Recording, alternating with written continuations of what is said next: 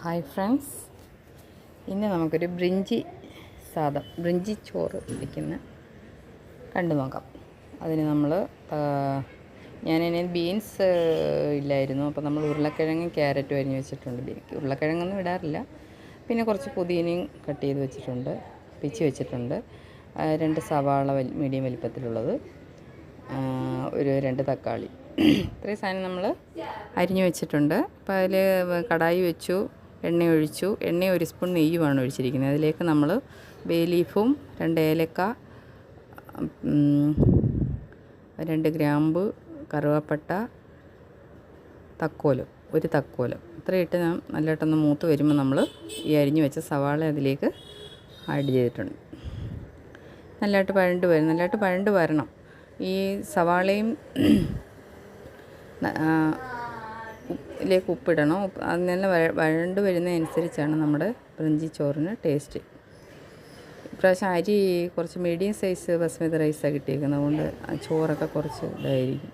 ഇപ്രാവശ്യം നമ്മൾ സെപ്റ്റോയിൽ നിന്ന് ഓർഡർ ചെയ്ത കുറച്ച് ബസ്മതി റൈസാണ് പെട്ടെന്ന് ചെയ്തപ്പോൾ അത് കൈമ റൈസ് പോലെ ചെറിയ റൈസായിട്ടാണ് വന്നിരിക്കുന്നത്. അപ്പോൾ അതിൻ്റെ വേവൊന്നും കുറച്ച് ഇതാണ്.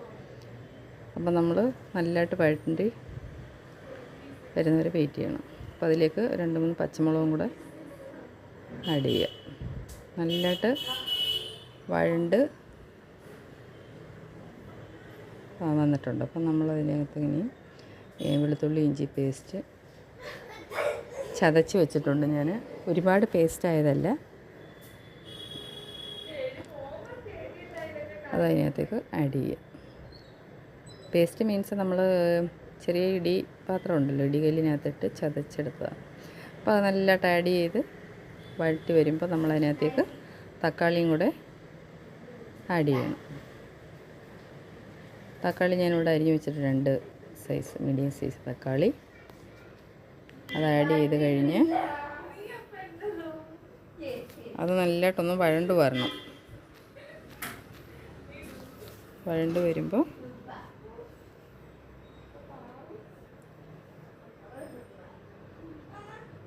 ആക്ച്വലി ഇതിൻ്റെ സാധനങ്ങളെല്ലാം നമ്മൾ നേരത്തെ എടുത്ത് റെഡിയാക്കി വെക്കണം. എനിക്ക് രാവിലത്തേക്കൊക്കെ ഭയങ്കര ബിസി ആയിരിക്കും. അപ്പോൾ അന്നേരം എല്ലാം നമ്മുടെ കയ്യെത്തുന്ന സ്ഥലത്ത് തന്നെ എല്ലാം റെഡിയാക്കി വെച്ചിട്ടാണ്, ധൃതി വെച്ചാണ് എല്ലാം റെഡിയാക്കുന്നത്. അപ്പം നമ്മുടെ തക്കാളി നല്ലതായിട്ട് വഴണ്ട് വരുമ്പോൾ നമ്മളതിലേക്ക് മസാലകൾ ചേർക്കാം. ഒരു 2-3 സ്പൂണ് കട്ട തൈര് ചേർക്കണം. കട്ട തൈരൊക്കെ ഇതിനൊരു പ്രത്യേക ഫ്ലേവറാണ് തരുന്നത്. വേറെ നമ്മൾ മല്ലി അങ്ങനെയുള്ള മസാലയൊന്നുമില്ല. കുറച്ച് മുളക് പൊടിയും ശകലം ഗരം മസാലയും, ഇത്രയേ ഉള്ളൂ ബ്രിഞ്ചിക്കുള്ളത്.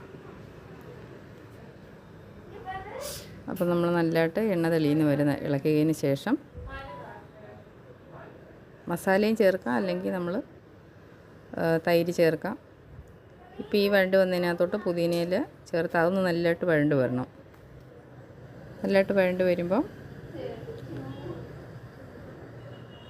നല്ലതായിട്ട് ഇളക്കി അപ്പോഴത്തേക്ക് ആ ഇല അങ്ങ് വാടും. അങ്ങനെയാണ് ഈ മിൻറ്റ് ലീഫിൻ്റെ നല്ലൊരു മണമൊക്കെ വരും. അപ്പോൾ നല്ലതായിട്ടൊന്ന് വാടി ഒന്ന് കുഴഞ്ഞ് വരുമ്പോൾ നമ്മളതിനകത്തോട്ട് തൈരും മറ്റേ മസാല ഇടാം. നല്ലതായിട്ട് പഴട്ടുന്നുണ്ട്.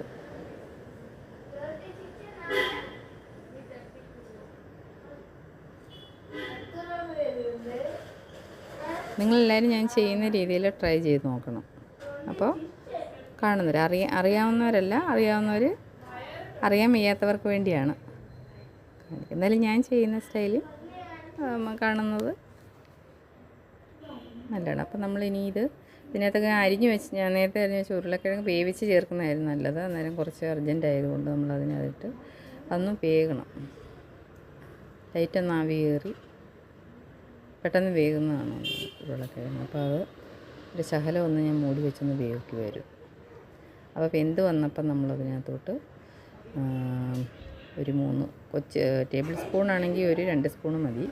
അതിന് ചെറിയ സ്പൂണായിരുന്നു. അപ്പോൾ അതിലേക്ക് ശകലം തൈരും കൂടെ ആഡ് ചെയ്തു. തൈര് ആഡ് ചെയ്ത് ഒരു ശകലം ഒന്ന് മിക്സായി ഒരു എണ്ണ പരുവം തെളിയുന്ന ഉടനെ അതിലേക്ക് നമ്മൾ ആ മസാല ചേർക്കാം. മസാല ചേർത്തിട്ട് തൈര് ചേർത്താലും മതിയായിരുന്നു. അപ്പോൾ അതിനകത്തോട്ടൊരു ഒരു സ്പൂൺ 1.5 സ്പൂൺ മുളക് പൊടി, ഗരം മസാലപ്പൊടി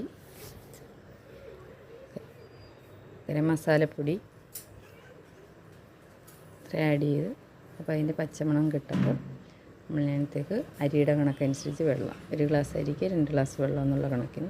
ഇപ്പോൾ ബ്രിഞ്ചിക്കാണെങ്കിൽ 1 ഗ്ലാസ് ബസ്മതി റൈസ് ആണെങ്കിൽ 1.5 ഗ്ലാസ്സൊക്കെ ചേർക്കാറുള്ളൂ. അപ്പോൾ ഇവിടെ വേവ് ശകലം ഇതാകുന്നത് കൊണ്ട്, വെന്തുടയാത്ത അരിയും കുറച്ച് ഡിഫറെൻ്റ് ആയതുകൊണ്ട്, അപ്പോൾ നമ്മൾ വെള്ളമെല്ലാം ചേർത്ത് ആവശ്യത്തിന് അരിയുടെ പരുവത്തിന് ഉപ്പും ചേർത്ത് നല്ലതായിട്ട് തിളച്ച് വരുമ്പം ഈ കുതിർത്ത് വെച്ചിരിക്കുകയായിരുന്നു ഞാൻ അരി. കഴുകി നല്ല 3-4 വെള്ളത്തിൽ കഴുകി കുതിർത്ത് 15 മിനിറ്റോളം കുതിർത്ത അരിയാണ്. കുതിർത്ത അരി അതിലേക്കിട്ട് നമുക്ക് ആഡ് ചെയ്യാവുന്നതാണ്. അത് നല്ലതായിട്ട് മിക്സ് ചെയ്ത് ശേഷം നമുക്ക് മൂടി വയ്ക്കാം.